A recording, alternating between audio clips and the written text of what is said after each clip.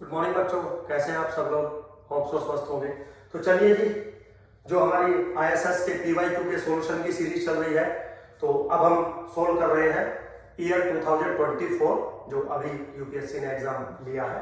ठीक है, तो पेपर 1 हम लोग बच्चों पहले डिस्कस कर रहे हैं, और जो मेरी सीरीज है वो एक्चुअली में डी सीरीज है। ठीक है, तो डी सीरीज है, ये ध्यान रखिएगा क्योंकि क्वेश्चन उसी से मैच करेगा आपका। चलिए कर, तो सबसे क्वेश्चन लेके चलते हैं। 11th क्वेश्चन है, बहुत आसान क्वेश्चन है। क्या कह रहा है? If x1 x2 x3 x5 are ordered statistics from a population with density function this one। तो टेक्निकली अगर आप देखें तो जो x है, पेरेंट जो पॉपुलेशन है वो है एक्सपोनेंशियल 2। ठीक है, then what is the density function of x1? What is the density function of x1? अब देखिए, इस बच्चे ने कुछ कर रखा है, किसी बच्चे का पेपर लिया है मैंने, तो ऐसे कुछ नहीं करना है, बिल्कुल ये बेकार की चीजें हैं। आपको कम से कम इतना पता होगा, अगर x1 x2 dot dot xn follow करता है एक्सपोनेंशियल थीटा, तो x1 which is equal to mean of xi confirm follow करेगा एक्सपोनेंशियल n थीटा। ये तो बिल्कुल बेसिक रूल है। हर कोई टीचर, इवन ये नहीं कह रहा कि नहीं, कोई भी टीचर आपको पढ़ाएगा बिल्कुल कंफर्म। ये तो एकदम एकदम बहुत सिंपल चीज लिखी हुई है। तो अकॉर्डिंग टू दिस वन, यहाँ पर x1 जो फॉलो करेगा, तो 2 है पैरामीटर, n की वैल्यू 5 है, दिस इज व्हाट एक्सपोनेंशियल 10। और एक्सपोनेंशियल का 10 का जो पीडीएफ होता है f ऑफ x1 अगर हम बनाए, तो this is what 10 into e to the power minus 10 x1। ये ना सिंपल। तो इतना कुछ पता नहीं इस बच्चे ने क्या दिया होगा, कुछ नहीं करना है। ए option is the correct option. बिल्कुल सिंपल क्वेश्चन था, कोई रॉकेट साइंस नहीं थी। चलिए आगे चलते हैं मेरे बच्चों। आगे क्या करना है? क्वेश्चन है consider the following the next 2 questions. तो अगले 2 क्वेश्चंस के लिए इंफॉर्मेशन है। Let x1 x2 x3 xn be a random sample from normal population and S square is what? Nothing but unbiased estimator of population का variance and x bar is what? Sample का mean। क्या कहना है? What is the moment genetic function of S square? ठीक है बच्चों, बता दूं आपको, मैं पिछले लगभग 10-11 साल से मैं कोचिंग करा रहा हूं। ये क्वेश्चन मेरा फेवरेट क्वेश्चन है। ये क्वेश्चन मैं हर ISS के बैच में, हर IIT जैम के बैच में मैं ये क्वेश्चन करवा के चलता हूं। और जब मैं क्वेश्चन करवाने से पहले बच्चे से पूछता हूं, तो आज तक का रिकॉर्ड है, कभी भी कोई बच्चा इस क्वेश्चन का सही जवाब नहीं दे पाया। बहुत बच्चे ऐसे हैं जो ISS है मेरे, बहुत बच्चे हैं IIT में, तो भर के बच्चे हैं मेरे, लेकिन आज तक किसी बच्चे ने इस क्वेश्चन का जवाब मुझे सही नहीं दिया। अपने आप से जब मैं कराता हूं फिर समझ में आता है, क्योंकि इसमें बहुत जबरदस्त मैथमेटिकल ट्विस्ट है। समझ रहे हो बात को? तो ये क्वेश्चन मैं बहुत पहले से कराता हूं। लकीली इस बार ये यूपीएससी ने आपके सामने क्वेश्चन रख दिया। क्वेश्चन टफ नहीं है लेकिन ट्रिकी है। अगर आपको उतना ट्रिक नहीं आता है तो क्वेश्चन आपसे कभी नहीं हो पाएगा। अगर वो ट्रिक आपको आता है तो क्वेश्चन इजीली हो जाएगा। देखिए अभी आप समझेंगे कि सुधीर सर ऐसा क्यों कह रहे थे कि भाई ये ट्रिक जानना बेहद जरूरी है। सबसे पहले तो मैं बहुत बार बच्चों को बताता हूं कि जीवन में अगर कभी भी आपके पास सैंपल नॉर्मल पॉपुलेशन से है और उसका कहीं स्क्वायर जैसा फॉर्मेट बना रखा है, तो कंफर्म गारंटी है कि का स्क्वायर को अपने दिमाग में लेके आइएगा। तो टेक्निकली अगर आप देखें तो जो आपका सैंपल है x1 x2 dot dot xn, वो normal mu comma sigma square को फॉलो कर रहा है IID, क्योंकि रैंडम सैंपल है। उसके बाद उसने S स्क्वायर बनाया। अब अगर एक चीज आपको शायद ध्यान होगी, summation I goes from 1 to n xi minus x bar upon sigma square, या सिग्मा ले लेते हैं इसको नीचे, अगर मैंने ऊपर स्क्वायर लिख दिया तो दिस फॉलो का square with n minus 1 degree of freedom. ये थंब रूल है बिल्कुल। अब S स्क्वायर कुछ इसके बराबर दे रखा है, तो दोनों को अगर मैं क्लब कर दूं 1 सेकंड के लिए, तो n minus 1 into S square divided by sigma square, this follow का स्क्वायर n माइनस 1। ऑब्वियसली बात है, मैंने इसकी वैल्यू इसके बराबर डाली है जो इंफॉर्मेशन मुझे दी गई है। तो मेरे बच्चों यहां पर गौर करने वाली बात यह है कि n-1 into S square divided by sigma square का स्क्वायर n-1 को फॉलो करता है। एस स्क्वायर किसको फॉलो करता है ये मुझे नहीं पता है, और ये मुझे पता चल भी नहीं सकता। लेकिन वो क्या कह रहा है, वो कह रहा है कि एस स्क्वायर का मुझे मोमेंट जनरेटिंग फंक्शन बताइए। तो इसका मोमेंट जनरेटिंग फंक्शन आप एक सेकंड में बता सकते हो, क्योंकि ये का स्क्वायर n-1 को फॉलो करता है। बट इसका मोमेंट जनरेटिंग फंक्शन नहीं पूछ रहा है, किसका पूछ रहा है, एस स्क्वायर का पूछ रहा है। लेकिन इसका मोमेंट जनरेटिंग फंक्शन आप एक सेकंड में बता सकते हैं, क्योंकि सिंपल है बिल्कुल। कैसे बता सकते हैं, m of n-1 into S square by sigma square T. ठीक है बेटा, तो जो का स्क्वायर है, का स्क्वायर का मोमेंट जनरेटिंग फंक्शन आपको पता होगा, लिख देता हूं। अगर x फॉलो करता है का square with n degree of freedom को, तो mxt किसके बराबर होता है, 1 minus 2t to the power minus n by 2, ये रूल होता है। लेकिन यहां पे किसको फॉलो कर रहा है, n-1 को, तो इसका जो मोमेंट जनरेटिंग फंक्शन होगा वो किसके बराबर होगा, 1 minus 2t to the power minus n-1 by 2। ठीक है, सिंपल है बिल्कुल, कोई ऐसा इसमें रॉकेट साइंस नहीं है। अब इसको इक्वेशन नंबर आप 1 डाल दीजिए एक सेकंड के लिए। अब मेरे बच्चों एक रूल है स्टैटिस्टिक्स में, m of axt is equal to mx at। बिल्कुल ये रूल आपने कंफर्म कहीं ना कहीं पढ़ा होगा। ठीक, अब अगर मैं यहां पे इस रूल का इस्तेमाल करूं और मैं एक बात आपके सामने लिखूं, m of a s square t, तो क्या बनेगा, m of s square at। बिल्कुल ठीक है, s स्क्वायर इज रैंडम मेरे पास।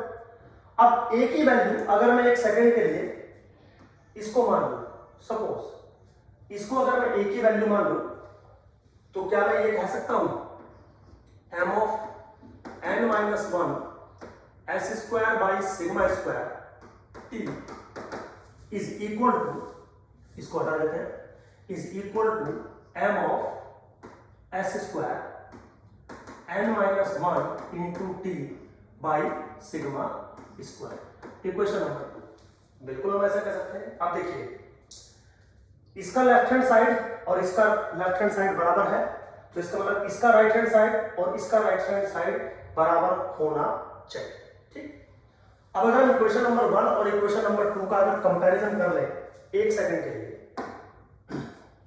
तो आपको क्या मिलेगा, m of s square n-1 into t divided by sigma square किसके बराबर मिलेगा, 1 minus 2t to the power minus n-1 by 2, ये मिलेगा। बट आप एक बार जरा गौर से समझिए जो मैं आपको कहना चाहता हूं। हमसे जो पूछा गया है वो पूछा गया है m s square t। t is what, a real parametric phenomena. लेकिन यहां पे जो वैल्यू आई है वो m s square something of t की वैल्यू आई है, t तो है नहीं है। तो मैंने क्या किया, let n-1 t by sigma square को एक सेकंड के लिए t डैश मैंने पुट कर दिया। लेकिन अब पॉइंट टू बी नोटेड, आप ये जो पुट करोगे वो दोनों तरफ पुट होगा, ऑब्वियसली बात है। ऐसा तो है नहीं कि यहां पे आपने t डैश कर दिया और यहां पे आपने t छोड़ा, नहीं है पॉसिबल। तो दोनों तरफ आपको पुट करना पड़ेगा, और यही इसमें बच्चों ट्रिक है। बच्चा क्या करता है, इसको लेफ्ट हैंड साइड में पुट कर लेता है, राइट में पुट नहीं करता, जबकि पुट करना पड़ेगा। तो इसको अगर मैं पुट करूंगा तो मुझे क्या वैल्यू मिल जाएगी, m ऑफ s स्क्वायर, यहां पे मिल जाएगा t डैश, सीधा t डैश मिल गया। अब यहां से अगर आप t की वैल्यू कैलकुलेट करना चाहे तो क्या मिलेगी, sigma square t dash upon n-1। अब ये वैल्यू मुझे यहां पुट करनी पड़ेगी क्योंकि दोनों तरफ मुझे t डैश चाहिए। तो क्या वैल्यू मुझे मिलेगी, 1 minus 2 sigma square t dash upon n-1 to the power minus के n-1 बाई 2। ठीक है, सिंपल है बिल्कुल, कोई दिक्कत नहीं है। अब जैसे बच्चों देखिए, यहां पर भी t डैश है और यहां पर भी t डैश है, तो कहीं ना कहीं t डैश तो एक पैरामीट्रिक्स फिनोमेना है। आप टी डैश के प्लेस पे थीटा डाल सकते हैं, टी डैश के प्लेस पे ए डाल सकते हैं, कुछ भी जो आपका मन करे, या नहीं भी डालो तो भी यहां से ही आपको आंसर मिल जाएगा। तो इसको अगर मैं चाहूं तो मैं बिल्कुल ऐसे लिख सकता हूं M S square T. T मतलब जस्ट एक रिप्रेजेंटेशन है, किसके बराबर बन रहा है 1 minus 2 sigma square T upon N minus 1 to the power minus N minus 1 by 2। ठीक है, तो option sigma this one, C option is the correct, बिल्कुल सी ऑप्शन। टी बस मैंने डाला है, आप यहां पे भी छोड़ देंगे, जो अच्छे बच्चे होंगे उनको पता है कि T is a parametric phenomena, तो टी के प्लेस पे दोनों जगह टी डैश लिखा जाए फर्क नहीं पड़ेगा, लेकिन फिर भी चलो हम टी के रेस्पेक्ट में भी ऐसे लिख सकते हैं। तो सी ऑप्शन है, बहुत अच्छा क्वेश्चन ये मानता हूं मैं अपने अकॉर्डिंग, क्योंकि 10-12 साल से ये क्वेश्चन मैं करा रहा हूं आईआईटी जैम के बैच में भी और आईएसएस के बैच में भी, किसी ने आज तक जवाब नहीं दिया। हो सकता है अभी भी आपको थोड़ा बहुत कंफ्यूजन हो जाए कि सर ये कहां से लिख दिया आपने, ये क्यों लिख दिया आपने, बट बहुत अच्छा क्वेश्चन है। चलिए खैर मेरे बच्चों आगे चलते हैं। इसी सीरीज में अगला क्वेश्चन है, क्या क्वेश्चन है पहले क्वेश्चन रीड करते हैं।